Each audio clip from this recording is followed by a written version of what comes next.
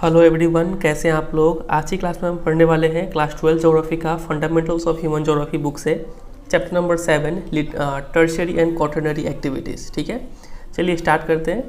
देखिए, जब भी हम बीमार पड़ते हैं तो किसके पास जाते हैं? डॉक्टर के पास जाते हैं। हमें कुछ पढ़ना होता है तो टीचर्स के पास जाते हैं।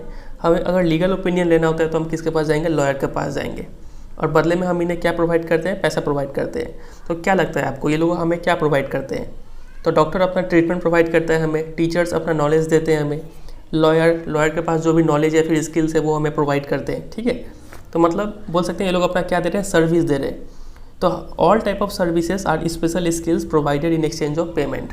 तो जितने भी सर्विसेज परफॉर्म किए जाते हैं ये सब स्पेशल स्किल्स है, और ये स्किल प्रोवाइड करने के लिए क्या लिया जाता है? बदले में पेमेंट लिया जाता है। समझे? इतना आपको पता भी होगा पहले से ये सब बात। चलिए आगे बढ़ते हैं। तो ये सब जो सर्विसेज है, ये सब सर्विसेज किसके अंडर में आते हैं? टर्शरी एक्टिविटीज़ के अंडर में आते हैं। तो टर्शरी एक्टिविटीज़ जो है वो रिलेटेड है सर्विस सेक्टर से। समझे? और मतलब ऐसा समझिए कि सर्विस सेक्टर के अंडर में टर्शरी एक्टिविटीज़ आते हैं, और टर्शरी एक्टिविटीज़ में कौन सी एक्टिविटीज़ परफॉर्म किए जाते हैं? सर्विसेज परफॉर्म किए जाते हैं।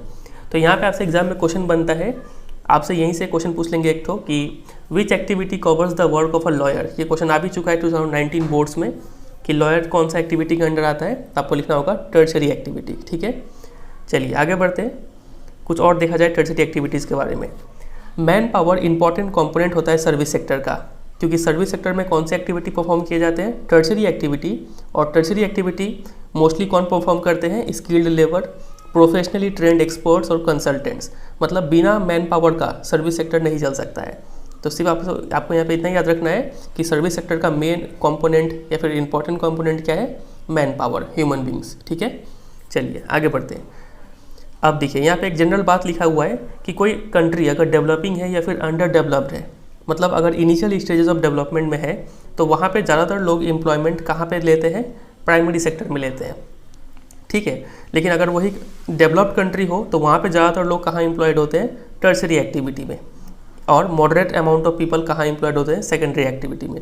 ठीक है, ये जनरल बात है, आपको अभी तक पता चल भी गया होगा। आगे बढ़ते हैं। टर्शरी एक्टिविटी में कुछ और बात जानते हैं। टर्शरी एक्टिविटी में दो चीज़ इंक्लूडेड होता है, बोल सकते हैं इसका दो कंपोनेंट होता है। पहला होता है प्रोडक्शन, दूसरा होता है एक्सचेंज। अब आप सोचेंगे कि टर्शरी एक्टिविटीज़ में तो सर्विस परफॉर्म किया जाता है, यहाँ पर प्रोडक्शन किस चीज़ का होगा? तो देखिए, आप देखिए ये डॉक्टर यहाँ पे क्या कर रहा है? इलाज कर रहा है, और ये जो पेशेंट है वो ट्रीटमेंट रिसीव कर रहा है। तो डॉक्टर इसको क्या प्रोवाइड कर रहा है? ये यहाँ पे अपना इलाज प्रोवाइड कर रहा है ना, मतलब इंस्टेंटली यहाँ पे क्या प्रोड्यूस कर रहा है? ट्रीटमेंट प्रोड्यूस कर रहा है, और ये कंज्यूमर उसके बदले में पेमेंट भी करेगा, और ये ट्रीटमेंट जो है ये कंज्यूमर इंस्टेंटली कंज्यूम भी कर ले रहा है। तो सर्विस का यही खास बात होता है कि सर्विस इंस्टेंटली कंज्यूम हो जाता है। समझे? तो यहाँ पे लिखा हुआ है कि प्रोडक्शन मतलब किस चीज़ का प्रोडक्शन यहाँ पे बोला जाता है? सर्विसेज का प्रोडक्शन। ठीक है, यहाँ पे सर्विस प्रोड्यूस कर रहा है, कंज्यूमर इंस्टेंटली कंज्यूम भी कर ले रहा है। तो देखिए, the production involves the provision of services that are consumed. समझ में आ गया? और इनका जो सर्विस है उसको मेजर कैसे करते हैं? वो इनडायरेक्टली मेजर हो जाता है in terms of wages and salaries. ठीक है, और देखिए एक्सचेंज के अंडर में क्या आता है? एक्सचेंज के अंडर में तीन चीज़ आता है, ट्रेड, ट्रांसपोर्ट एंड कम्युनिकेशन। ये सब ऐसे फैसिलिटीज़ है जो डिस्टेंस ओवरकम करने में हेल्प करते हैं। ठीक है, इनके बारे में अभी हम लोग पूरे डिटेल में पढ़ने वाले हैं, ट्रेड, ट्रांसपोर्ट और कम्युनिकेशन। फिलहाल आप सिर्फ इतना याद कर लीजिए कि एक्सचेंज के अंदर में ये तीन चीज़ आते हैं, ट्रेड, ट्रांसपोर्ट और कम्युनिकेशन। ठीक है, तो देखिए एक बार समराइज़ किया जाए। टर्शरी एक्टिविटीज़ में दो चीज़ होता है, प्रोडक्शन प्लस एक्सचेंज। प्रोडक्शन मतलब प्रोडक्शन ऑफ सर्विसेज, और इसको मेजर करते हैं in terms of wages and salaries. ठीक है, इनडायरेक्टली मेजर हो जाता है। और एक्सचेंज के अंडर में क्या क्या चीज़ आता है? Trade, transport, communication. इतना समझे? चलिए अब देखिए एग्जांपल्स हो गया टर्शरी एक्टिविटीज़ का, work of a plumber, electrician, technician, launderer, barber, बहुत सारे यहाँ पे एग्जांपल्स दिया गया है। ये सब एग्जांपल्स हो गया। तो यहाँ पे आपसे एग्जाम में क्वेश्चन बनेगा कि डिफाइन टर्शरी एक्टिविटीज़ और give example of any two tertiary activity, ऐसे करके क्वेश्चन आता है। ठीक है, तो टर्शरी एक्टिविटी ऐसा इकोनॉमिक एक्टिविटी है। ठीक है, ये एक इकोनॉमिक एक्टिविटी है जिसमें कंज्यूमर्स को क्या प्रोवाइड किया जाता है? सर्विसेज प्रोवाइड किया जाता है। ये लाइन लिखेंगे, उसके बाद लिखेंगे यहाँ से कि tertiary activities include both production and exchange. और प्रोडक्शन का मतलब समझाइए, एक्सचेंज का मतलब समझाइए, और एग्जांपल्स में ये सब यहाँ पे कोई भी दो लिख सकते हैं यहाँ से। समझे इतना? अगला हमारा टॉपिक है difference between secondary activity and tertiary activity. तो देखिए काफ़ी इजी तरीके से हम लोग दो पॉइंट का डिफरेंस यहाँ पे लिख सकते हैं। दो कॉलम बनाना है सबसे पहले, सेकेंडरी एक्टिविटी और टर्शरी एक्टिविटीज़ का। सेकेंडरी एक्टिविटी में पहला पॉइंट लिखेंगे कि secondary activity involves the production of tangible goods. Tangible goods मतलब फिजिकल गुड्स, ठीक है। और टर्शरी एक्टिविटी में लिखेंगे कि tertiary activity involves the commercial output of services. यहाँ पे सर्विसेज को प्रोड्यूस किया जाता है। ये पहला पॉइंट का डिफरेंस हुआ। दूसरा पॉइंट का डिफरेंस लिखेंगे कि secondary activities relies on production techniques, machinery and factory processes, ठीक है, ये इन सब चीज़ पर डिपेंड होता है। और tertiary activities relies on specialised skills, experience and knowledge of the workers. ये तीन चीज़ पे मेनली डिपेंडेंट होता है टर्शरी एक्टिविटी, ठीक है।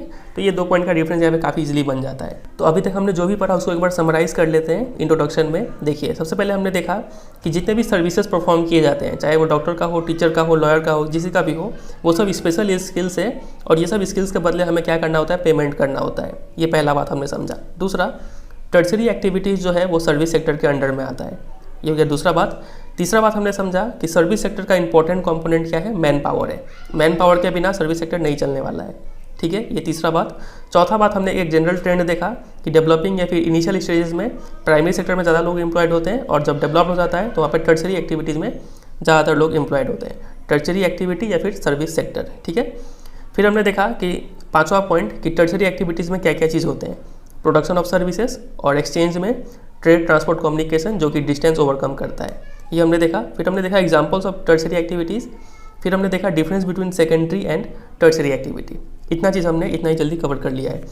चलिए मूव करते हैं अगले टॉपिक पे। अगला टॉपिक है टाइप्स ऑफ टर्शरी एक्टिविटीज़। तो यहाँ पे एक लंबा सा चार्ट बना गया, टाइप्स बताया गया है, जो कि फिलहाल हम नहीं देखेंगे, बाद में इसको देख लेंगे। आपको सिर्फ यहाँ पे इतना याद रखना है कि trade, transport, communication and services, ये कुछ ऐसे इंपॉर्टेंट टर्शरी एक्टिविटीज़ है जो हम इस चैप्टर में पढ़ने वाले हैं। अब यहाँ पे कुछ आप गौर करेंगे। हमने अभी देखा था कि टर्शरी एक्टिविटीज़ का 2 कंपोनेंट है, एक है प्रोडक्शन और दूसरा है एक्सचेंज। प्रोडक्शन के अंदर क्या आता है, सर्विसेज आता है, और एक्सचेंज के अंदर ट्रेड, ट्रांसपोर्ट और कम्युनिकेशन आता है। तो ट्रेड, ट्रांसपोर्ट, कम्युनिकेशन डिटेल में पढ़ने वाले हैं हम अभी, और सर्विसेज भी डिटेल में पढ़ेंगे, ठीक है। चलिए एक करके स्टार्ट करते हैं। सबसे पहला है ट्रेड एंड कॉमर्स। ट्रेड का मतलब क्या होता है, तो trade is essentially buying and selling of items produced elsewhere. Trade का मतलब होता है ऐसे आइटम्स जो कहीं और बने हो उनका खरीदना और बेचना, ठीक है, वो एक्टिविटी कहलाता है ट्रेड। ट्रेड करने का मेन मोटिव क्या होता है, टू अर्न प्रॉफिट, ये दूसरा पॉइंट। तीसरा पॉइंट, वो टाउन्स और सिटीज़ जहाँ पे ये सब काम किए जाते हैं, कौन सब काम, खरीदने और बेचने का काम, ठीक है। तो वो टाउन्स एंड सिटीज़ को हम लोग क्या बोलते हैं, ट्रेडिंग सेंटर बोलते हैं।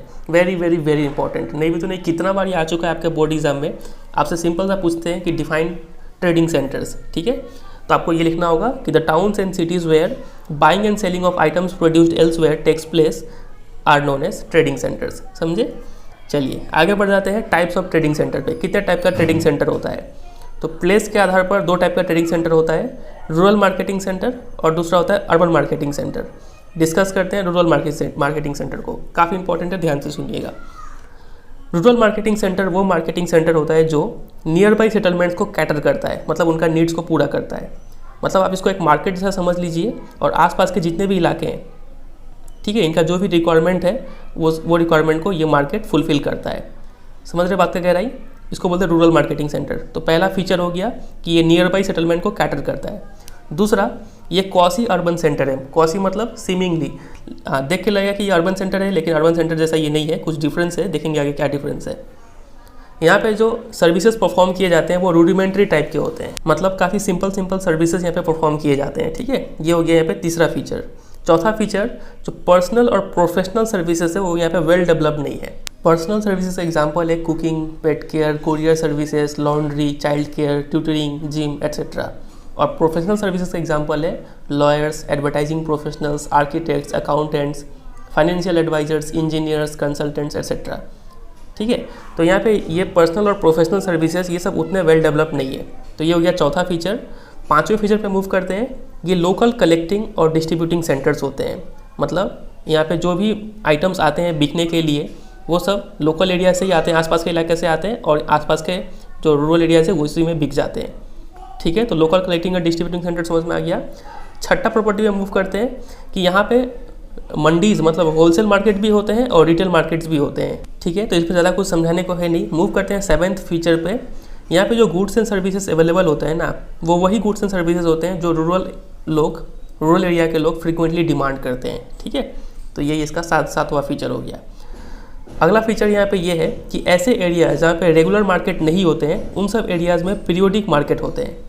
ठीक है, पीरियोडिक मार्केट वो मार्केट होते हैं जो स्पेसिफिक डेट्स पे वहाँ पे इस्टेब्लिश होते हैं और एक प्लेस से अदर प्लेस पे मूव करते रहते हैं। फॉर एग्जांपल मान लीजिए मंडे को मान लीजिए ये एक रूरल एरिया है, मंडे को इस इलाके में वो मार्केट लगा, फिर मूव कर जाएंगे ट्यूसडे को इस इलाके में, फिर वेडनेसडे को यहाँ पे, फिर थर्सडे को यहाँ पे, ऐसे कर करके वो लोग मूव करते रहते हैं। तो इसका एडवांटेज क्या होगा? इसका एडवांटेज ये होगा कि the shopkeeper remain busy on all the days while a large area is served by them. दो एडवांटेज है, नंबर वन कि शॉपकीपर रोज़ बिजी रहते हैं, मतलब रोज़ वो लोग पैसा अर्न कर सकते हैं, और दूसरा a large area is served by them, मतलब ज़्यादातर लोगों को ये सर्विसेज प्रोवाइड कर पाते हैं। ठीक है, चलिए तो ये हमने कवर किया रूरल मार्केटिंग सेंटर। जो अंडरलाइन किया है वो उसको एकदम अच्छे से रट जाना है आपको। मूव करते हैं अगले पे जो कि है अर्बन मार्केटिंग सेंटर्स। नाम से ही समझ में आ रहा है कि यहाँ पे ज़्यादा स्पेशलाइज्ड अर्बन सर्विसेज प्रोवाइड किए जाते होंगे। तो they provide ordinary goods and services as well as many of the specialised goods and services required by the people. Ordinary goods and services provide करते ही हैं, साथ साथ स्पेशलाइज्ड गुड्स एंड सर्विसेज भी यहाँ पे प्रोवाइड किया जाता है। कुछ जैसे कि एग्जांपल्स लिया जाए, services of educational institutions and professionals such as teachers, lawyers, consultants, physicians, dentist, veterinary doctors are available. ये सब एडवांस सर्विसेज भी यहाँ पे अवेलेबल होते हैं। तो एग्जाम में आपसे एक क्वेश्चन बनता है कि differentiate between rural marketing centre and urban marketing centre. बहुत इंपॉर्टेंट है ये। ठीक है, पहला पॉइंट कि rural marketing centres cater to nearby settlements और urban marketing centres cater to large areas. समझ में आ गया? दूसरा पॉइंट होगा they are trading centres of the most rudimentary type. Simple services यहाँ पे प्रोवाइड किए जाते हैं, सिंपल मार्केट है ये, और वहाँ पे they offer specialised services. Easy. Third point होगा personal and professional services are not well developed, उसमें लिख देंगे कि they are highly developed in urban centres. ठीक है, और चौथा इस पे हो जाएगा कि they act as local collecting and distributing centres, मतलब लोकल एरिया को लोग सर्व करते हैं। और उसका चौथा पॉइंट होगा they provide services beyond cities at national and international levels. ठीक है, शहर को तो प्रोवाइड करते हैं बल्कि नेशनल और इंटरनेशनल लेवल पर भी ये लोग काम करते हैं। ठीक है, तो इतना आपको तैयार कर लेना है, बहुत इंपॉर्टेंट है ये, इसका स्क्रीनशॉट ले सकते हैं। चलिए आगे बढ़ते हैं। अगला टॉपिक है, अब हम लोग स्केल के बेसिस पे ट्रेडिंग को डिवाइड करेंगे, मतलब किस स्केल पे बिजनेस हो रहा है। एक होता है रिटेल ट्रेडिंग और दूसरा है होलसेल ट्रेडिंग। रिटेल ट्रेडिंग एक ऐसा बिजनेस एक्टिविटी है जिसमें सेल ऑफ गुड्स होता है डायरेक्टली टू द कंज्यूमर्स। बच्चे को पता है ये बात। आगे मूव करते हैं। अब रिटेल ट्रेडिंग दो तरीके से हो सकता है। क्या तो हो सकता है ये फिक्स्ड इस्टेब्लिशमेंट या फिर स्टोर्स के जरिए, या फिर नॉन स्टोर रिटेल ट्रेडिंग भी हो सकता है।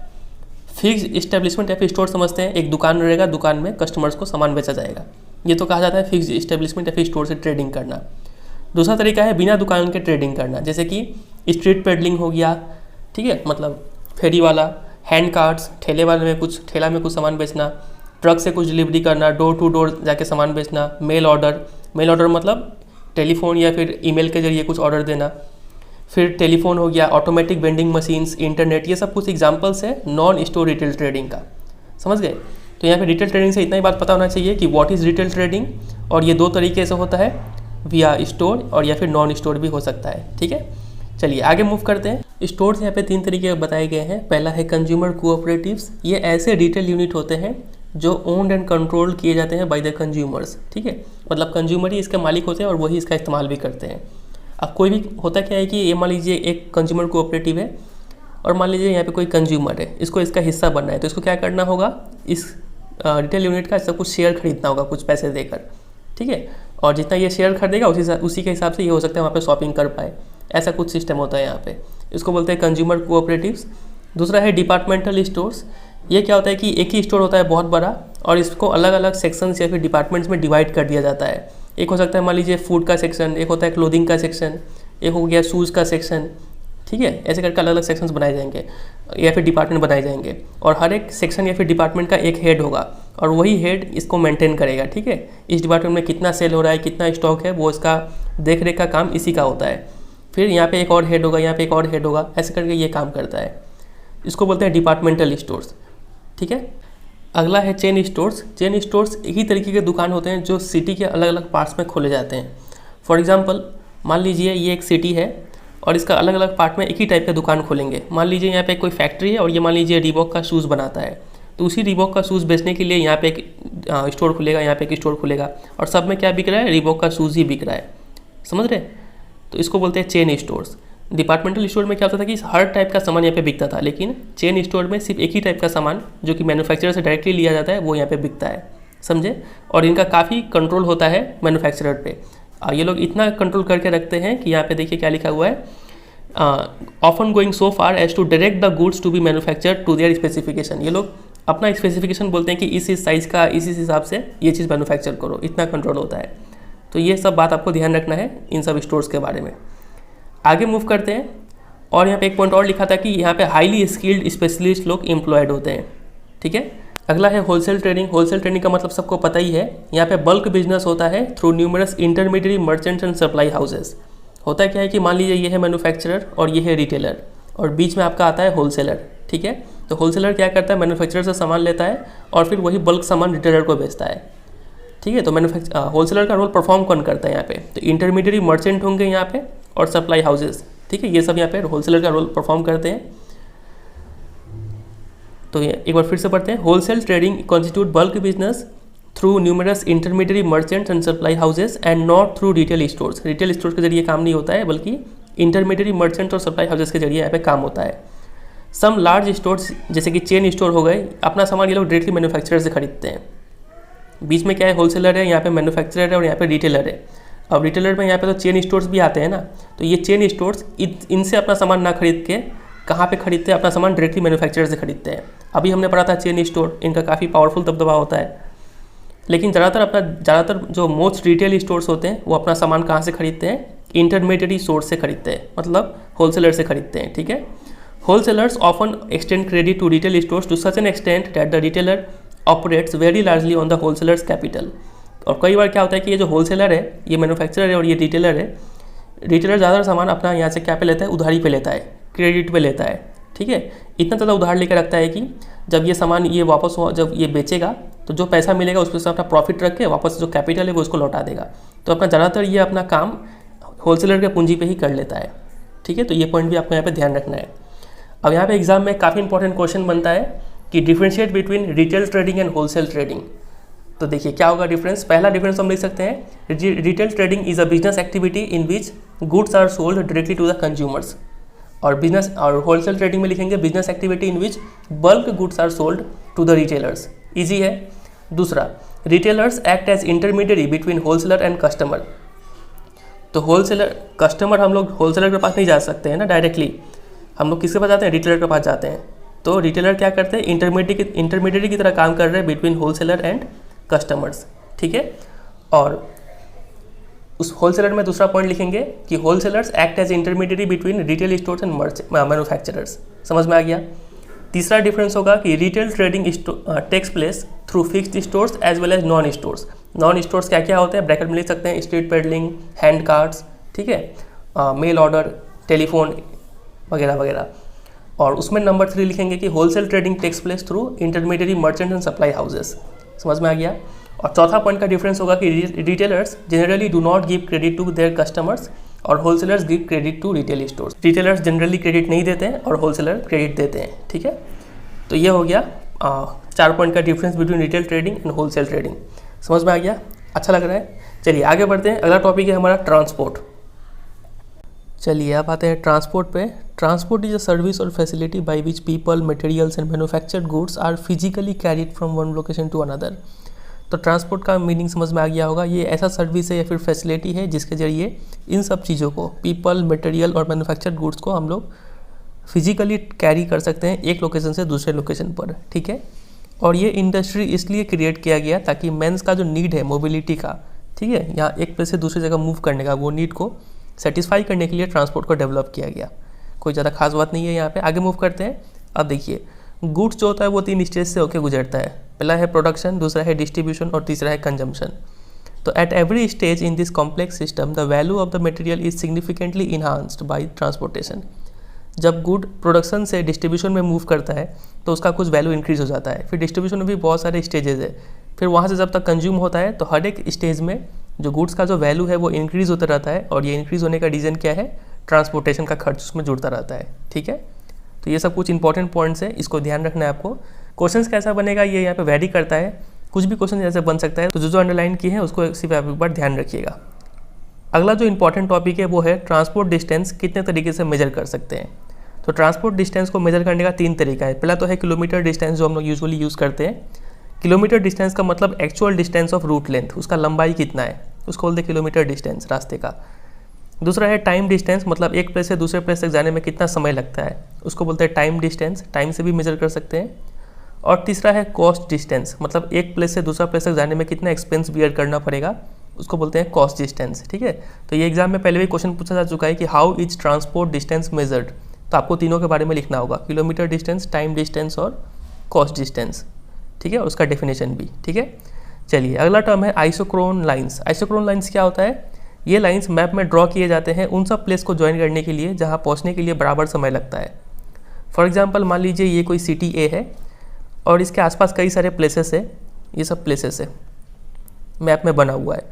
तो अगर हम इन सब, और ए से यहाँ पहुँचने में भी मान लीजिए 1 घंटा लगता है, यहाँ पहुँचने में भी 1 घंटा लगता है, यहाँ पहुँचने में भी 1 घंटा लगता है, इन सब प्लेसेस में पहुँचने में 1 घंटा लगता है। तो हम लोग मैप में इसको क्या करते हैं, ऐसे करके कुछ ड्रॉ कर देते हैं, ये लाइन को ड्रॉ कर देते हैं। ठीक है, तो ये जो लाइन है, ये लाइन को क्या बोलेंगे? आइसोक्रोन लाइंस। ठीक है, ये लाइन क्या डिनोट करता है? ये लाइन डिनोट करता है कि जिस प्लेस को टच कर रहा है उस प्लेस में इस लोकेशन से पहुंचने में बराबर समय लगेगा। बात अगर यही समझ रहे हैं तो इसको बोलते हैं आइसोक्रोन लाइंस, इसको ध्यान रखिएगा। बस इतना ही है, आगे मूव करते हैं। अगला यहाँ पे हमें 3 टर्म समझना है, नेटवर्क, नोड और लिंक। सबसे पहले नोड का मतलब समझते हैं। Node is the meeting point of 2 और मोर रूट्स, या फिर अ पॉइंट ऑफ ओरिजिन, या फिर अ पॉइंट ऑफ डेस्टिनेशन, या फिर any sizeable town along a route. Node किस किस चीज़ को बोलते हैं? जहाँ पे 2 या फिर 2 से ज़्यादा रास्ते मिलते हो, ठीक है, उस प्लेस को बोलेंगे नोड। या फिर अ पॉइंट ऑफ ओरिजिन, कोई एक ऐसा लोकेशन जहाँ से जर्नी स्टार्ट होता हो, उसको बोलते हैं नोड। ठीक है, या फिर ऐसा लोकेशन जहाँ पे डेस्टिनेशन एंड होता हो, उसको भी बोल सकते हैं नोड। फिर कोई भी अच्छा खासा साइज़ का टाउन रास्ते पे कोई पड़ता है तो उस टाउन को भी हम लोग बोल सकते हैं नोड। ठीक है, इतना समझे। चलिए अगला टर्म है लिंक। लिंक, अगर दो नोड को जोड़ने वाला रोड को हम लोग लिंक बोलते हैं। फॉर एग्जांपल मान लीजिए ये एक नोड है, ये एक नोड है, दोनों नोड को ये लाइन जोड़ रहा है, ये रोड जोड़ रहा है, इस रोड को हम लोग क्या बोलेंगे? लिंक। वैसे मान लीजिए यहाँ पे एक नोड है, यहाँ पे एक नोड है, तो ये एक लिंक हो गया, ये एक लिंक हो गया, ये एक लिंक हो गया। समझ रहे हैं? मान लीजिए यहाँ पे एक नोड है तो ये एक लिंक हो गया। अब देखिए यहाँ पे कई सारे नोड्स और कई सारे लिंक बन चुके हैं। तो अब ये बहुत सारे नोड और बहुत सारे लिंक सब मिलके क्या बनाते हैं? नेटवर्क बनाते हैं। Networks are made up of nodes and links. समझ में आ गया नोड और लिंक और नेटवर्क का मतलब? बस, तो इसका डेफिनेशन तैयार करके रखिएगा। अगला टॉपिक है फैक्टर्स अफेक्टिंग ट्रांसपोर्ट। ट्रांसपोर्ट को कौन से चीज़ अफेक्ट करते हैं? तो यहाँ पे 2 चीज़ बताया गया है जो ट्रांसपोर्ट को अफेक्ट करते हैं। पहला है डिमांड और दूसरा है रूट। अब डिमांड डिपेंड करता है साइज ऑफ पॉपुलेशन पे। जितना ज़्यादा पॉपुलेशन होगा उतना ज़्यादा ट्रांसपोर्ट का डिमांड होगा और उसी के अकॉर्डिंग ट्रांसपोर्ट अफेक्टेड होगा। ठीक है, और दूसरा है रूट, मतलब किस टाइप का रास्ता होगा। अब ये डिपेंड करता है कई सारी चीज़ों पे। लोकेशन पे डिपेंड करता है कि वो सिटी या फिर टाउन या फिर विलेज या फिर इंडस्ट्रियल सेंटर कहाँ पे लोकेटेड है। दूसरा है pattern of trade between them. Trade किस टाइप का हो रहा है उस पर भी डिपेंड करेगा कि रास्ता कैसा बनाना है। फिर nature of the landscape between them, land किस टाइप का है, माउंटेनियस है या फिर प्लेन है। ठीक है, उस पर डिपेंड करेगा कि रास्ता किस टाइप का बनेगा। क्लाइमेट पे डिपेंड करेगा और फंड पे डिपेंड करेगा कि किस टाइप का रूट बनाना है। ठीक है, तो ऐसे और भी बहुत सारे फैक्टर्स होते हैं जिससे ट्रांसपोर्ट अफेक्टेड होता है, लेकिन यहाँ पे सिर्फ 2 ही दिया गया है, डिमांड और रूट। तो आपको यही सिर्फ 2 ही तैयार कर लेना है, इसी से हो जाएगा काम। ठीक है, चलिए तो ये हमने खत्म कर लिया ट्रांसपोर्ट। तो अभी तक हमने 2 टर्शरी एक्टिविटी को खत्म कर लिया। पहला था ट्रेड एंड कॉमर्स और दूसरा हमने खत्म किया ट्रांसपोर्ट। ठीक है, अब मूव करते हैं तीसरे पे जो कि है कम्युनिकेशन। तो देखिए, communication services involve the transmission of words, messages, facts and ideas. ये सब चीज़ों का ट्रांसमिशन ही कहलाता है कम्युनिकेशन। सिंपल सा चीज़ है। अब देखिए, पहले जो था, जब राइटिंग का इन्वेंशन हुआ था तब कम्युनिकेशन डिपेंडेंट था ट्रांसपोर्ट पे। कोई भी मैसेज को एक जगह से दूसरी जगह पहुंचाने के लिए ट्रांसपोर्ट पे डिपेंडेंट रहना पड़ता था, और वो मैसेज होता था बाई हैंड या फिर animals, boat, road, rail, air, इन सब चीज़ों के जरिए मैसेज एक प्लेस से दूसरे प्लेस ट्रांसफ़र किया जाता था। ठीक है, यही रीज़न है कि ऑल फॉर्म्स ऑफ ट्रांसपोर्ट को हम लोग क्या भी बोलते हैं? लाइन्स ऑफ कम्युनिकेशन भी बोलते हैं। कम्युनिकेशन का जरिया होता है ट्रांसपोर्ट। लेकिन रिसेंट डेवलपमेंट हुआ है, जैसे कि मोबाइल टेलीफोनी, सैटेलाइट्स, इन सब वजह से, इंटरनेट का वजह से कम्युनिकेशन जो है वो इंडिपेंडेंट हो गया है ट्रांसपोर्ट सिस्टम पे। समझ में आ रहा है आपको? और लेकिन इतना भी इंडिपेंडेंट नहीं हुआ है। अभी भी क्या है, जो ओल्डर सिस्टम है, फॉर एग्जांपल जो डाक सिस्टम है, लेटर राइटिंग, वो इतना चीप है, इस वजह से जितना भी गवर्नमेंट डिपार्टमेंट है वो अभी भी क्या लेटर का यूज़ करते हैं। तो वो यहाँ पे लिखा हुआ है। अब यहाँ पे कुछ कम्युनिकेशन सर्विस को डिस्कस किया गया है। सबसे पहला है टेली कम्युनिकेशंस। टेली कम्युनिकेशन मतलब नाम से ही समझ में आ रहा है डिस्टेंस कम्युनिकेशन, ठीक है। मतलब telecommunication is the technology of sending signals, images and messages over long distance by radio, telephone, TV, internet etcetera. समझ में आ गया। अगर हम दूर मैसेज भेज रहे हैं इन सब चीज़ों का हेल्प से तो ये कहलाता है टेली कम्युनिकेशन। टेली कम्युनिकेशन का इस्तेमाल हो पाया है because of development of modern technology, ठीक है। मॉडर्न टेक्नोलॉजी का डेवलपमेंट का वजह से जो कम्युनिकेशन सिस्टम है वो पूरा रिवोल्यूशनाइज्ड हो गया, मतलब चेंज हो गया है। जहाँ पहले कोई मैसेज को भेजने के लिए हफ्ता भर टाइम लगता था, अब वो मैसेज को हम लोग मिनटों में भेज सकते हैं। इसके अलावा जो रिसेंट डेवलपमेंट हुआ है मोबाइल टेलीफोनी में, उस वजह से कम्युनिकेशन डायरेक्ट और इंस्टेंटेनियस हो गया है, at any time and from anywhere. मतलब बोल सकते हैं कि जो टाइम बैरियर था और जो प्लेस बैरियर था, ये दोनों ही हट चुका है because of development in modern technology. समझे इतना? तो इतना ही बात आपको यहाँ से ध्यान रखना है। अगला है यहाँ पे मास मीडिया। मास मीडिया ऐसा मीडिया होता है जो एक ही बार में लार्ज नंबर ऑफ पीपल तक पहुँचे। न्यूज़पेपर, टीवी, रेडियो को जो लार्ज नंबर ऑफ पीपल के पास पहुँचता है एक बार में, इसको हम लोग मास मीडिया बोलते हैं, ठीक है। यहाँ पे भी कुछ मास मीडिया का एग्जांपल दिया गया है। रेडियो, टेलीविज़न, न्यूज़पेपर्स, इंटरनेट, ये सब मास मीडिया है। और कुछ यहाँ पे ज़्यादा बात नहीं है ध्यान रखने का। चलिए, तो अब हमने ख़त्म कर लिया है ट्रेड एंड कॉमर्स, उसके बाद हमने कवर किया ट्रांसपोर्ट, उसके बाद कम्युनिकेशन। अब आता है हमारा लास्ट वाला टर्शरी एक्टिविटी जो कि है सर्विसेज, ठीक है। अब देखिए, सर्विसेज का मतलब तो सबको पता है, ये अलग अलग लेवल पे एग्जिस्ट कर सकता है। कुछ लो ऑर्डर सर्विसेज होते हैं, कुछ हाई ऑर्डर सर्विसेज होते हैं। लो ऑर्डर सर्विसेज जैसे कि ग्रॉसरी शॉप्स, लॉन्ड्रीज, ये सब कॉमन है और काफ़ी ज़्यादा पाए जाते हैं। और हाई ऑर्डर सर्विसेज ये स्पेशलाइज्ड होते हैं, जैसे कि अकाउंटेंट्स, कंसल्टेंट्स और फिजिशियंस, और भी बहुत सारे होते हैं, ठीक है। तो यहाँ पे यही लिखा हुआ है। और आगे देखते हैं, कुछ ऐसे सर्विसेज होते हैं जो फिजिकली परफॉर्म किए जा सकते हैं, और कुछ ऐसे सर्विसेज होते हैं जो जिसमें मेंटल लेबर का ज़रूरत पड़ता है।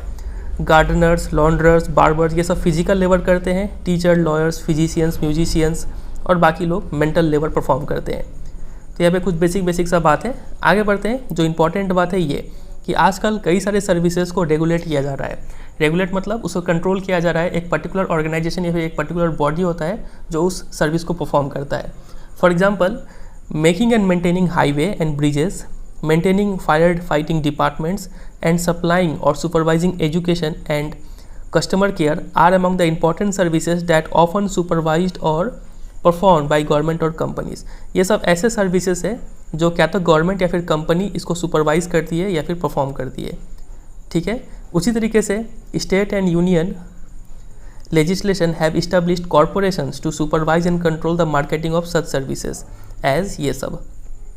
स्टेट और यूनियन लेजिस्लेशन मतलब कई सारे लॉ बने हैं जिसके तहत कई सारे कॉरपोरेशन को इस्टेब्लिश किया गया है। ये कॉरपोरेशन क्या करते हैं? सुपरवाइज एंड कंट्रोल करते हैं इन सब सर्विसेज को, जैसे कि हो गया transport, telecommunication, energy and water supply. ये सब ऐसे सर्विसेज है जो ये कॉरपोरेशन इसको रेगुलेट कर रहे हैं, समझ रहे। तो यहाँ से यही क्वेश्चन बनेगा कि आपसे पूछ लेंगे कि how are the services being regulated. Service को कैसे रेगुलेट किया जा रहा है, तो आपको ये 2 पॉइंट लिखना है। कुछ ऐसे डिपार्टमेंट है जो गवर्नमेंट या फिर कंपनी उसको सुपरवाइज करती है, और स्टेट और यूनियन का कई सारे लेजिस्लेशन आए हैं जिसके तहत कॉरपोरेशन बनाया गया है जो इन सब चीज़ों को सुपरवाइज एंड कंट्रोल करती है, ठीक है। आगे यहाँ पे लिखा गया है कि जो रिक्रिएशनल और इंटरटेनमेंट सर्विसेज है, मतलब जो मनोरंजन वाली सेवाएं हैं, वो उसका लोकेशन डिपेंड करता है मार्केट पे। तो इसके ऊपर भी क्वेश्चन बनेगा कि जो location of recreational and entertainment service है वो किस चीज़ पे डिपेंड करता है, तो आपको लिखना पड़ेगा मार्केट पे डिपेंड करता है। इसको थोड़ा और एक्सप्लेन कर सकते हैं। For example, multiplexes and restaurant जो इंटरटेनमेंट सर्विसेज प्रोवाइड करते हैं, ये ऐसे ही लोकेशन पे लोकेटेड होते हैं जो कि विद इन या फिर near the central business district हो। सेंट्रल बिजनेस डिस्ट्रिक्ट ऐसे प्लेस को बोलते हैं जहाँ पे कई सारे ऑफिसेस हो, कई सारे बिल्डिंग्स हो, यहाँ पे लैंड का कॉस्ट ज़्यादा होता है, पॉपुलेशन डेंसिटी हाई होता है, ठीक है। तो मल्टीप्लेक्सेस और रेस्टोरेंट जो इंटरटेनमेंट सर्विसेज प्रोवाइड करती है वो इसके आसपास ही होना पसंद करती है, ठीक है। और वहीं गोल्फ कोर्स हो गया, ये ऐसे साइट को प्रीफर करती है जहाँ पे लैंड का कॉस्ट कम हो देन द CBD, ठीक है। तो ये आप ध्यान रखिएगा। आगे मूव करते हैं। आगे यहाँ पे पर्सनल सर्विसेज के बारे में बताया गया है। देखिए, पर्सनल सर्विसेज ऐसे सर्विसेज होते हैं जो लोगों के डेली लाइफ के वर्क को थोड़ा फैसिलिटेट मतलब ईजी बनाते हैं। यहाँ पे जो वर्कर्स काम करते हैं वो नॉर्मली अनस्किल्ड होते हैं, ठीक है, जैसे कि हाउसकीपर्स, कुक्स, गार्डनर्स, इन सब में उनको एम्प्लॉय किया जाता है। और ये सब वर्कर्स अनऑर्गेनाइज्ड होते हैं, ठीक है। एक एग्जांपल यहाँ पे दिया गया है पर्सनल सर्विसेज का, मुंबई ढाबा वाला टिफ़िन सर्विस, ठीक है, तो इसको भी ध्यान रखिएगा और कुछ यहाँ पे काम का बात नहीं है। आगे मूव करते हैं, people engage in tertiary activity. तो यहाँ पे वही लिखा हुआ है कि डेवलप कंट्री में ज़्यादातर लोग जो है वो सर्विसेज में एम्प्लॉयड होते हैं compare to less develop country. Less develop country में ज़्यादातर लोग कहाँ एम्प्लॉयड होते हैं? प्राइमरी सेक्टर में, ठीक है। तो ये यही पे यहाँ पे और कुछ नहीं है।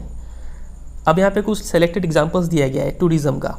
टूरिज़्म क्या होता है? टूरिज़्म एक ऐसा ट्रैवल है जो कि हम लोग करते हैं for the purpose of recreation rather than business. मतलब मनोरंजन के लिए अगर कहीं आप ट्रैवल कर रहे हैं तो वो कहलाएगा टूरिज़्म। अब देखिए इसका एडवांटेज क्या है। It has become the world's single largest tertiary activity in total registered jobs and total revenue percentage of total GDP. तो देखिए जितने भी टर्शियरी एक्टिविटीज़ होते हैं उसमें से एक है टूरिज़्म। तो ये टूरिज़्म ऐसा टर्शियरी एक्टिविटी है, ठीक है, जो मैक्सिमम जॉब्स क्रिएट करता है और मैक्सिमम रेवेन्यू, पैसा भी यही जनरेट करता है बाकी सभी टर्शियरी एक्टिविटी में से, ठीक है। बाकी सभी टर्शियरी एक्टिविटी कौन से हो गए? ट्रेड हो गया, ट्रांसपोर्ट हो गया, कम्युनिकेशन हो गया, ठीक है। तो ये हो गया पहला एडवांटेज कि ये मैक्सिमम जॉब्स और मैक्सिमम रेवेन्यू क्रिएट करता है। दूसरा, besides many local persons are employed to provide services like accommodation, meals, transport, entertainment and special shops serving the tourist. तो ये सब भी साइड के जो बिजनेस है जो टूरिस्ट को सर्व करते हैं, इन सबको भी एम्प्लॉयमेंट मिलने में हेल्प मिलता है बिकॉज ऑफ टूरिज़्म। तो ये टूरिज़्म का हो गया दूसरा एडवांटेज। और तीसरा एडवांटेज है टूरिज़्म का ये, tourism fosters the growth of infrastructure industries, retail trading and craft industries. Tourism का वजह से वहाँ का इंफ्रास्ट्रक्चर डेवलप होता है, ठीक है। सरकार कभी भी नहीं चाहेंगी कि जहाँ पे टूरिस्ट लोग विजिट कर रहे हैं वहाँ का रोड ख़राब हो, वहाँ पे इलेक्ट्रिसिटी ना हो, ठीक है। तो वहाँ पे इंफ्रास्ट्रक्चर डेवलप्ड होता है। वहाँ पे रिटेल ट्रेडिंग, टूरिस्ट आएंगे तो कुछ खरीदेंगे तो ट्रेडिंग का भी डेवलपमेंट होता है। और क्राफ्ट इंडस्ट्रीज़, जब भी कोई टूरिस्ट किसी प्लेस में विजिट करते हैं तो वो वहाँ का आर्ट एंड क्राफ्ट में काफ़ी ज़्यादा फोकस करते हैं। वो देखते हैं कि यहाँ का इंपॉर्टेंट ड्राइंग्स कौन से हैं, ड्रेस कैसा है, कल्चर कैसा है, तो ये सब चीज़ पे वो फोकस करते हैं। तो जो टूरिज़्म इंडस्ट्री है, रिटेल ट्रेडिंग है और क्राफ्ट इंडस्ट्री है, इन सबको भी ग्रोथ करने में हेल्प मिलता है बिकॉज ऑफ टूरिज़्म। तो यहाँ से आपको यही 3 चीज़ प्रिपेयर करना है, टूरिज़्म का डेफिनेशन और इसका 3 एडवांटेज, याद रहेगा इतना। चलिए आगे मूव करते हैं। अगला टॉपिक है टूरिस्ट रीजन्स। टूरिस्ट कौन से लोकेशन पे विजिट करना पसंद करते हैं? तो देखिए जो मेडिटेरेनियन कोस्ट है, आपको पता है मेडिटेरेनियन सी कहाँ पे है, तो उसके आसपास के तो प्लेसेस है वो वार्मर होते हैं, ठीक है। और वेस्ट कोस्ट ऑफ इंडिया, ये जो ऐसे लोकेशंस है जो पॉपुलर टूरिस्ट डेस्टिनेशंस है वर्ल्ड के। इसके अलावा जो विंटर स्पोर्ट्स रीजन है, फॉर एग्जांपल माउंटेनियस एरिया, यहाँ पे लोग विजिट करना पसंद करते हैं।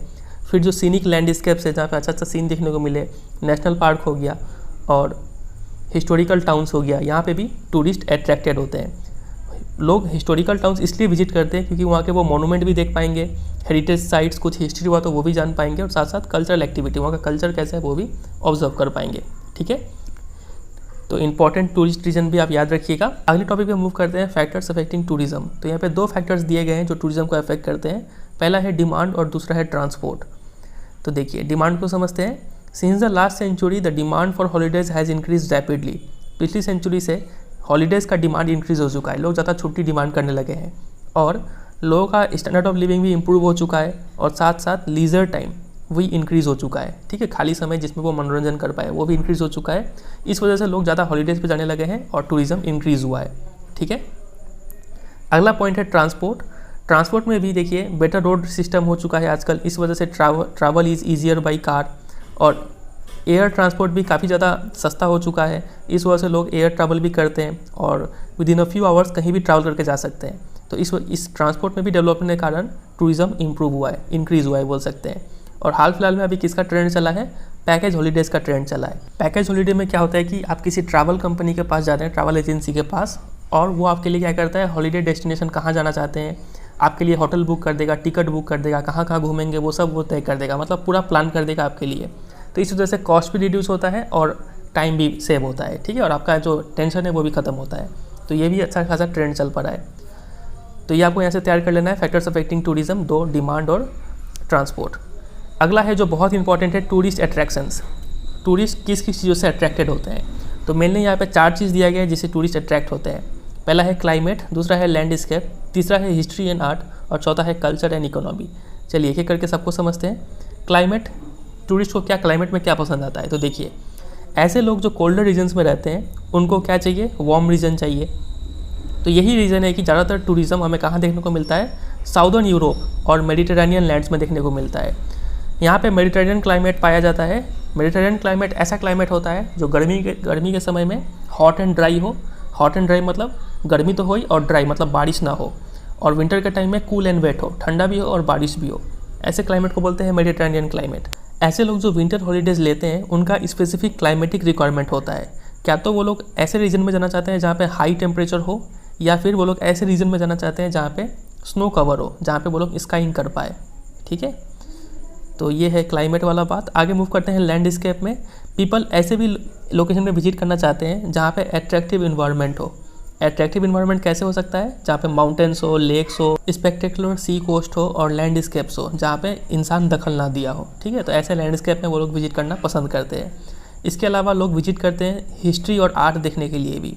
पीपल विजिट एंशियंट और picturesque towns and archaeological sites and enjoy exploring castles, palaces and churches. ये सब चीज़ देखना पसंद करते हैं लोग। इसके अलावा लोग कल्चर और इकोनॉमी से भी अट्रैक्टेड होते हैं। These attract tourist with a penchant for experiencing ethnic and local customs. कई सारे टूरिस्ट ऐसे होते हैं जो किसी प्लेस में विजिट करके वहाँ के कस्टम्स को एक्सपीरियंस करना चाहते हैं।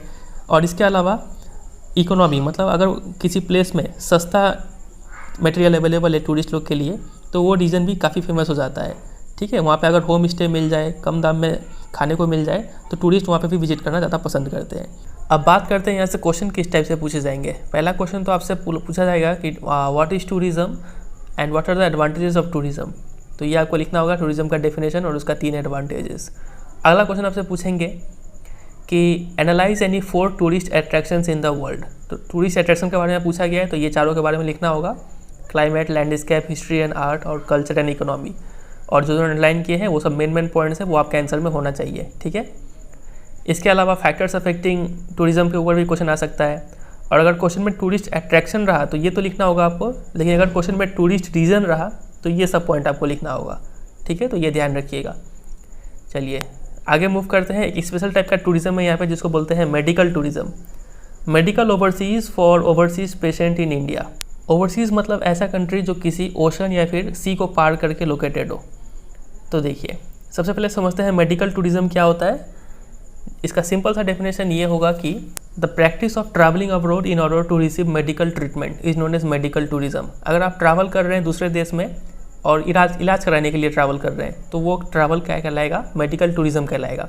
भले ही आपको घूमने का मन हो या फिर नहीं हो, लेकिन वो फिर भी टूरिज़्म कहलाएगा। ठीक है, चलिए तो देखते हैं क्या इसमें लिखा हुआ है। India has emerge as a leading country of medical tourism in the world. ठीक है, मतलब इंडिया मेडिकल टूरिज़्म में एक लीडिंग कंट्री है। क्यों? क्योंकि जो यहाँ के मेट्रोपॉलिटन सिटीज़ है वहाँ पे वर्ल्ड क्लास हॉस्पिटल लोकेटेड है, जो वर्ल्ड के किसी भी कोने से कोई अगर पेशेंट आता है तो उसके नीड्स को सेटिस्फाई करने में सक्षम है। अब देखिए, medical tourism brings abundant benefits to developing countries like India, Thailand, Singapore and Malaysia. Medical tourism से काफ़ी ज़्यादा बेनिफिट भी पहुँचता है इन सब कंट्रीज़ को, इनकम अर्न होता है यहाँ पे, और पेशेंट के पक्ष में भी फ़ायदा होता है क्योंकि उनका कॉस्ट बच जाता है। क्वालिटी ऑफ केयर इन सब कंट्रीज़ में अच्छा होता है। ठीक है, quality treatment at low cost. फिर ईज़ ऑफ ट्रैवल होता है इन सब कंट्रीज़ में, वीज़ा इजीली मिल जाता है। और लैंग्वेज बैरियर जो है, इंडिया जैसे कंट्री में लैंग्वेज बैरियर बहुत कम हो जाता है क्योंकि जो यहाँ का मेट्रोपॉलिटन सिटीज़ है वहाँ पे कई सारे लोगों को इंग्लिश आता है और काफ़ी अच्छा इंग्लिश इंडियन लोग बोलते हैं। तो इस वजह से जो लैंग्वेज बैरियर है वो ख़त्म हो जाता है और ट्रीटमेंट में थोड़ा सुविधा होता है। ठीक है, चलिए फिर इस लाइन से जो क्वेश्चन है एक और ये क्वेश्चन ये भी बनता है कि name the fast emerging countries of medical tourism in the world. Medical tourism में कौन से कंट्री उभर के आ रहे हैं? तो आपको लिखना होगा India, Thailand, Singapore and Malaysia. ठीक है, ये चारों का नाम याद रखिएगा। मेडिकल टूरिज़्म के अलावा आजकल क्या चीज़ का ट्रेंड चला है? Outsourcing of medical test and data interpretation. Outsourcing क्या होता है? आउटसोर्सिंग मतलब अपना काम किसी और से करवा लेना। मान लीजिए कोई कंपनी है ए, इसको कोई काम कराना है लेकिन यहाँ पे करने में ज़्यादा खर्च आ रहा है, तो ये काम क्या करेगा? वो उस काम को कंपनी बी को सौंप देगा कि तुम ये काम मुझे करके दे दो। तो आउटसोर्सिंग इसी को बोलते हैं, अपना काम किसी और से करवाना।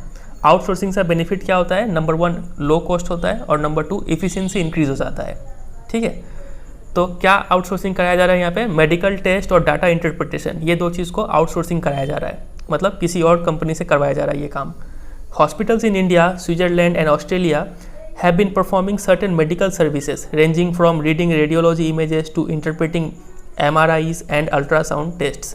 तो ये सब कुछ मेडिकल सर्विसेज है, जैसे कि रेडियोलॉजी इमेज को समझना, इंटरप्रेट करना, MRI को इंटरप्रेट करना, अल्ट्रासाउंड टेस्ट को इंटरप्रेट करना या फिर परफॉर्म करना, ये सब ऐसे सर्विसेज है जिसको आउटसोर्स कराया जा रहा है, मतलब कहीं और के हॉस्पिटल इंडिया का इन सब फैसिलिटीज़ को यूज़ कर रहे हैं।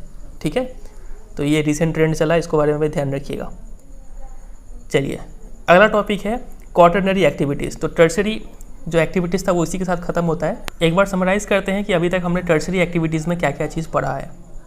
तो स्टार्टिंग में हमने समझा कि टर्सरी एक्टिविटीज़ के क्या क्या कंपोनेंट है, प्रोडक्शन और एक्सचेंज, इसके अंडर में क्या क्या आते हैं वो हमने देखा। फिर हमने इस चारों को डिटेल में पढ़ा, trade, transport, communication and services. Trade and commerce को डिटेल में देखा, ट्रेडिंग सेंटर दो टाइप के, रूरल अर्बन, दोनों में डिफरेंस काफ़ी डिटेल में। फिर रिटेल ट्रेडिंग और होलसेल ट्रेडिंग का डिफरेंस और इनके बारे में फीचर्स। फिर डिफरेंट टाइप्स ऑफ स्टोर्स हमने देखा। फिर हम मूव कर गए ट्रांसपोर्ट पे, ट्रांसपोर्ट होता क्या है और कितने टाइप के ट्रांसपोर्ट डिस्टेंस मेजर करने के तरीके हैं। फिर कुछ टर्म्स, नोड, लिंक और नेटवर्क हमने समझा। आइसोक्रोन लाइंस क्या होता है वो हमने समझा। Factors affecting transport. फिर हम मूव कर गए कम्युनिकेशन पे, कम्युनिकेशन का डेफिनेशन समझा, रिसेंट डेवलपमेंट समझा। और फिर कुछ कम्युनिकेशन सर्विसेज जैसे कि टेली कम्युनिकेशन हो गया वो हमने समझा, और मास मीडिया का मतलब समझा। फिर हम मूव करके सर्विसेज पे, सर्विसेज का अलग अलग लेवल है, लो ऑर्डर, हाई ऑर्डर सर्विसेज, इसके एग्जांपल्स। फिर फिजिकल लेबर, मेंटल लेबर के एग्जांपल्स। फिर हमने देखा कि कैसे सर्विसेज को रेगुलेट किया जा रहा है, कौन से एजेंसीज है जो किस किस सर्विस को रेगुलेट करती है वो हमने देखा। तो दो एजेंसी के बारे में हमने देखा, पहला तो गवर्नमेंट या फिर कंपनी इन सब सर्विस को रेगुलेट करती है, और जो स्टेट लेजिस्लेशन से इस्टेब्लिश किए गए जो कॉर्पोरेशन है वो इन सब सर्विसेज को रेगुलेट करते हैं। फिर हमने देखा जो रिक्रिएशनल और इंटरटेनमेंट सर्विसेज है वो इनका लोकेशन किस फैक्टर पर डिपेंड करता है वो हमने देखा। दो एग्जांपल से हमने समझा कि मल्टीप्लेक्सेस और रेस्टोरेंट्स CBD के आसपास लोकेटेड होना पसंद करते हैं, और गोल्फ कोर्स ऐसे एरिया पे लोकेटेड होना पसंद करते हैं जहाँ पे लैंड कॉस्ट कम हो।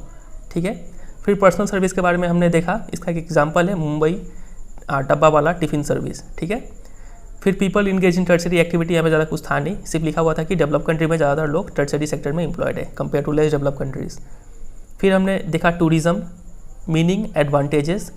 फिर टूरिस्ट रीजन और टूरिस्ट अट्रैक्शन, ये हमने समझा। फिर यहाँ पे देखा था हमने फैक्टर्स अफेक्टिंग टूरिज्म, दो फैक्टर्स है, डिमांड और ट्रांसपोर्ट, और ये बहुत इंपॉर्टेंट है टूरिस्ट अट्रैक्शन। फिर हमने देखा मेडिकल टूरिज्म क्या होता है, कौन से कंट्रीज है जो फास्ट इमर्जिंग है मेडिकल टूरिज्म के मामले में। फिर आउटसोर्सिंग का नया ट्रेंड चला है, क्या क्या चीज़ आउटसोर्सिंग किया जाता है वो हमने देखा, मेडिकल टूरिज्म का मतलब देखा। ठीक है, अभी तक समझ में आ रहा है सब ठीक ठाक। आगे मूव करते हैं क्वाटरनरी एक्टिविटीज़ पे। तो देखिए अभी तक हम लोग क्या पढ़ रहे थे, सर्विस सेक्टर पढ़ रहे हैं। ठीक है, तो सर्विस सेक्टर के अंदर एक तो आ गया टर्सरी एक्टिविटी जो कि अभी हमने ख़त्म किया। फिर एक आता है आपका क्वाटरनरी एक्टिविटी और एक आता है क्वीनरी एक्टिविटी। तो सबसे पहले हम लोग क्वाटरनरी एक्टिविटी को पढ़ते हैं। ठीक है, तो देखिए ये ऐसा सेगमेंट है सर्विस सेक्टर का जो कि क्या है, नॉलेज ओरिएंटेड है, इसमें नॉलेज का यूज़ होता है। ठीक है, चलिए इसके बारे में एक पॉइंट सिस्टम से पढ़ लेते हैं तो उससे थोड़ा ईजी होगा समझने में। तो ये देखिए क्वाटरनरी एक्टिविटीज़ से ये रिलेटेड ये सब पॉइंट आपको पता होना चाहिए, तो एक एक करके सबको समझते हैं। सबसे पहला, it is a segment of the service sector, ये सर्विस सेक्टर का ही एक हिस्सा है जो कि क्या है, नॉलेज ओरिएंटेड है, मतलब यहाँ पे नॉलेज के बेसिस पे सर्विसेज परफॉर्म किया जाता है। ये पहला पॉइंट समझे। ठीक है, कीवर्ड है नॉलेज बेस्ड यहाँ पे। दूसरा, it involves collection, production and dissemination of information, इसमें इन्फॉर्मेशन को कलेक्ट किया जाता है, इन्फॉर्मेशन को प्रोड्यूस किया जाता है और इन्फॉर्मेशन को डिस्ट्रीब्यूट किया जाता है। मतलब बोल सकते हैं ये रिसर्च एंड डेवलपमेंट भी बेस्ड है। ठीक है, ये दूसरा पॉइंट यहाँ पे तैयार करना है। तीसरा, the foundation of this type of activity is creation, यहाँ पे हमेशा किसी चीज़ को क्रिएट करना है, ये इसका मेन पॉइंट है। मतलब यहाँ पे रिसर्च होता है और डेवलपमेंट होता है। ठीक है, आपकी यहाँ पे नोट कर लीजिएगा कहीं पर, research and development based, third point में ब्रैकेट में लिख लीजिएगा। ठीक है, चौथा पॉइंट है, it is an advance form of services involving specialised knowledge and technical skills. जैसे कि हम समझ ही गए हैं कि ये नॉलेज बेस्ड है, उसीलिए इसको बोला गया है ये एडवांस्ड फॉर्म ऑफ सर्विसेज है, इसमें स्पेशलाइज्ड नॉलेज और टेक्निकल स्किल्स का यूज़ होता है। ठीक है, इन सब सर्विसेज में।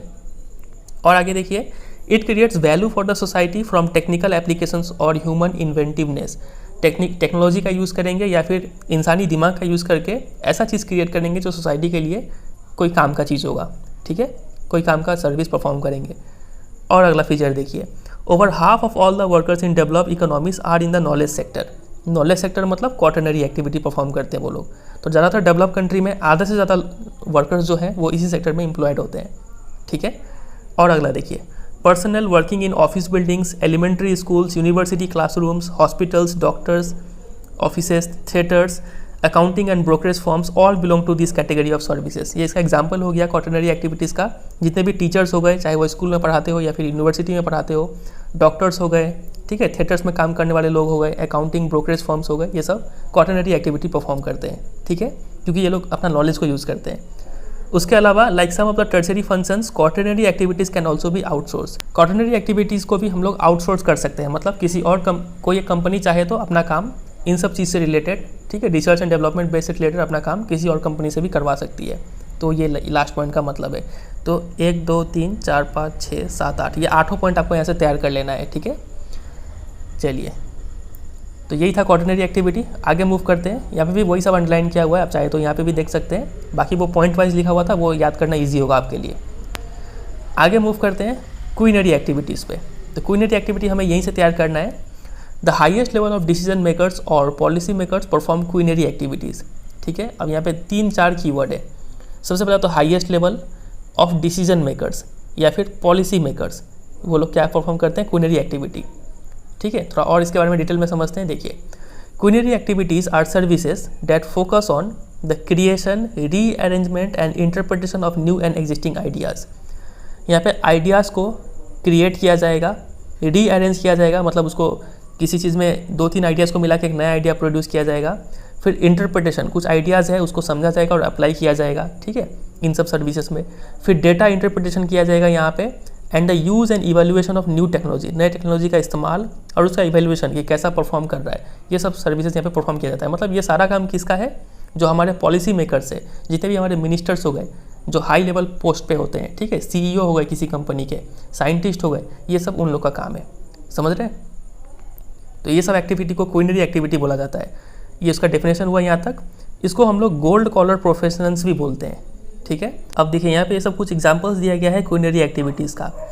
जो यहाँ पे जो वर्कर्स होते हैं वो हाईली पेड होते हैं, ठीक है। और कुछ एग्जांपल दिया गया है, सीनियर बिजनेस एग्जीक्यूटिव, जो कंपनी के CEO हो गए, वो ये काम परफॉर्म करते हैं। फिर गवर्नमेंट ऑफिशियल, जितने भी ब्यूरोक्रेट्स हो गए, IAS हो गया, और जो प्राइम मिनिस्टर हो गए, बाकी और भी मिनिस्टर्स हो गए, ये सब एक्टिविटी परफॉर्म करते हैं, क्योंकि वो लोग क्या करते हैं, पॉलिसी मेकर्स है, ठीक है। और देखिए, गवर्नमेंट ऑफिसर समझ लिया हमने। रिसर्च साइंटिस्ट, जितने भी साइंटिस्ट है, इसरो के चेयरमैन हो गए, ये लोग सब ये एक्टिविटी परफॉर्म करते हैं। फाइनेंशियल एंड लीगल कंसल्टेंट, जो RBI के गवर्नर हो गए, वो भी ये काम परफॉर्म करेंगे, ठीक है। और देखिए, their importance in the structure of advanced economies far outweighs their number. जो एडवांस्ड इकोनॉमी में है वहाँ पे इनका नंबर्स तो काफ़ी कम है, लेकिन इनका इंपॉर्टेंस काफ़ी ज़्यादा है, ठीक है। तो वो यहाँ पे लिखा गया है। तो इतना ही था क्वीनरी एक्टिविटीज़ के बारे में, जितना अंडरलाइन किया हुआ है उसी फॉर्म में आप तैयार कर लीजिएगा। चलिए आगे मूव करते हैं। अगला टॉपिक है आउटसोर्सिंग। सबसे पहले समझते हैं आउटसोर्सिंग का मतलब क्या होता है। मतलब हम अभी समझा ही दिए, यहाँ पे देखते हैं क्या लिखा हुआ है। आउटसोर्सिंग या फिर contracting out is giving work to an outside agency to improve efficiency and to reduce cost. वही लिखा हुआ है। आउटसोर्सिंग का मतलब होता है काम को किसी और कंपनी को देना, आउटसाइड एजेंसी को देना, 2 उद्देश्य से। पहला इफिशियंसी को इम्प्रूव करना और दूसरा कॉस्ट को रिड्यूस करना, ठीक है, समझ में आ गया। आउटसोर्सिंग को हम लोग दूसरे शब्दों में कॉन्ट्रैक्टिंग आउट भी बोलते हैं। तो ये इसका डेफिनेशन तैयार कीजिएगा। अब इंडिया आउटसोर्सिंग के लिए काफ़ी ज़्यादा फेमस है। काफ़ी सारे डेवलप कंट्रीज़ है वो अपना काम इंडिया में आके करवाते हैं। क्यों? क्योंकि इंडिया या फिर और भी जो एशियन कंट्रीज़ है और ईस्ट यूरोपियन और अफ्रीकन कंट्रीज़ है उनमें। क्यों? क्योंकि देखिए, in this countries IT skilled staff with good English language skills are available at low wages. India और बाकी ये सब कंट्रीज़ में जो स्टाफ है वो IT स्किल्ड है, कंप्यूटर अच्छा खासा आता रहा होता है, और साथ साथ इंग्लिश भी बहुत अच्छा होता है, और हम लोग लो वेजेस पे काम करने के लिए तैयार होते हैं। तो ये सब कुछ रीजन है जिस वजह से काफ़ी सारे डेवलप कंट्रीज़ है वो अपना काम इन सब कंट्रीज़ में करवाते हैं। एशियन में इंडिया भी इंक्लूडेड हो गया, ठीक है। तो ये बात आप यहाँ पे ध्यान रखिएगा। चलिए देखते हैं और कुछ points. Outsourcing has created new jobs in this countries. This countries मतलब ये सब कंट्रीज़ में, India, China, Eastern Europe, Israel, Philippines, Costa Rica, इन सब कंट्रीज़ में आउटसोर्सिंग का वजह से कई सारे जॉब्स क्रिएट हुए हैं। Outsourcing is coming to those countries where cheap and skilled workers are available. तो आउटसोर्सिंग वहीं पे कराया जाता है जहाँ पे सस्ते काम में और स्किल्ड वर्कर्स अवेलेबल हो। With the work available through outsourcing the migration in this countries may come down. अब देखिए, ये मान लीजिए USA है और ये मान लीजिए हमारा इंडिया। अब मान लीजिए USA का कोई कंपनी अपना काम यहाँ पे आके काम करवा ले रहा है, क्योंकि यहाँ पे चीप लेबर है, स्किल्ड लेबर है, गुड कम्युनिकेशन स्किल्स है, इसलिए ये काम यहाँ पे करवा रहे हैं। अब पहले जो यहाँ के वर्कर्स थे काम खोजने के लिए यूएसए जाते थे, लेकिन अब क्या ये लोग यूएसए जाएंगे? नहीं, जब अपने देश में काम मिल रहा है तो क्या ज़रूरत है कहीं जाने का। ठीक है, तो क्या हो रहा है यहाँ पे, जो माइग्रेशन है वो कम हो जा रहा है। ठीक है, ये पहला पॉइंट। दूसरा, outsourcing countries are facing resistance from job seeking youths in their respective countries. अब ये यूएसए है, ये अपना काम इंडिया से करवा रहा है, तो यहाँ के जो जवान है इनके लिए तो काम कम हो जा रहा है ना, तो यहाँ पे एम्प्लॉयमेंट रिड्यूस होते जा रहा है। तो इस वजह से यहाँ के जो यूथ है वो लोग क्या कर रहे हैं, रेजिस्ट कर रहे हैं। ठीक है, ये भी पॉइंट आपको ध्यान रखना है। और देखिए, the comparative advantage is the main reason for continuing outsourcing. Outsourcing करवाते क्यों है? कॉम्परेटिव एडवांटेज का वजह से। ये काफ़ी इंपॉर्टेंट कीवर्ड है यहाँ पे। कॉम्परेटिव एडवांटेज क्या होता है? कॉम्परेटिव एडवांटेज को इस एग्जाम्पल से आप समझिए।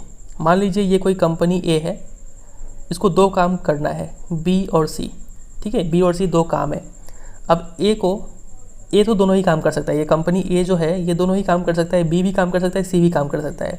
लेकिन फिर भी कंपनी ए क्या करता है, इस सी काम को किसी और कंपनी को या फिर किसी और कंट्री में वर्कर्स को ये काम को सौंप देता है, तो ये सी काम तुम लोग परफॉर्म करके दो। ऐसा करने का इसका दो रीज़न है, ये अपना इफिशिएंसी बढ़ाना चाहता है और लो कॉस्ट का वजह से ये करता है। ठीक है, अब ऐसा नहीं है कि ये सी काम ए कम कर नहीं सकता है, कर सकता है, ये ए सी भी कर सकता है, लेकिन ए को ज़्यादा फायदा है बी में अपना रिसोर्सेज को यूज़ करने में। ठीक है, ए चाहेगा कि मेरा जितना भी रिसोर्सेज है वो सब हम बी को बनाने में लगा दें। सी जो काम है उसमें इसको फ़ायदा नहीं हो रहा है, इसलिए ये काम किसी और से करवा लेता है कम खर्च में। समझ रहे? तो इसी कॉन्सेप्ट को बोलते हैं कॉम्परेटिव एडवांटेज। बोलते हैं हम लोग लैंग्वेज में कि ए को कॉम्परेटिव एडवांटेज है in the production of B. ठीक है, तो इस बात को ध्यान रखिएगा यहाँ पे।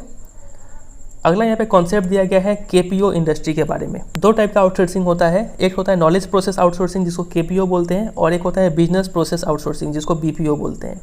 केपीओ और बीपीओ में डिफरेंस क्या है कि बीपीओ में कम स्किल्ड वर्कर्स काम करते हैं, लेकिन केपीओ में नाम से ही समझ में आ रहा है कि नॉलेज प्रोसेस आउटसोर्सिंग, यहाँ पे जो हाईली स्किल्ड वर्कर्स है वो यहाँ पे काम करते हैं। इसका और भी डिफरेंस इलेबोरेट करके ये देखिए। एग्जाम में आपसे क्वेश्चन पूछेंगे कि differentiate between BPO and KPO. तो देखिए, सबसे पहला पॉइंट में तो आप फुल फॉर्म लिखेंगे कि BPO stand for business process outsourcing, KPO stand for knowledge process outsourcing. दूसरे पॉइंट में डेफिनेशन लिखेंगे कि BPO provide services like customer care, technical support through voice processes, telemarketing, sales etcetera. ठीक है, ये सब सर्विसेज बीपीओ में provide किया जाता है। लेकिन KPO provides in depth knowledge, expertise and analysis on complex areas like legal services, business and market research etcetera. जो कॉम्प्लेक्स एरियाज़ है उन सब जिसमें नॉलेज का यूज़ होता है, तो वो सब सर्विसेज केपीओ प्रोवाइड करते हैं। ठीक है, ये दूसरा पॉइंट होगा। तीसरा पॉइंट में लिखेंगे कि BPO requires good communication skills and basic computer knowledge. Mainly यही चीज़ चाहिए होता है इसमें, लेकिन केपीओ में स्पेशलाइज्ड नॉलेज चाहिए होता है। BPO low and services perform करती हैं और KPO high and services perform करती है। ठीक है, तो ये सब कुछ पॉइंट का डिफरेंस है बिटवीन बीपीओ एंड केपीओ जो आपको तैयार करके रखना है। ठीक है, यहाँ पे कुछ एग्जांपल्स दिया गया है केपीओज़ का।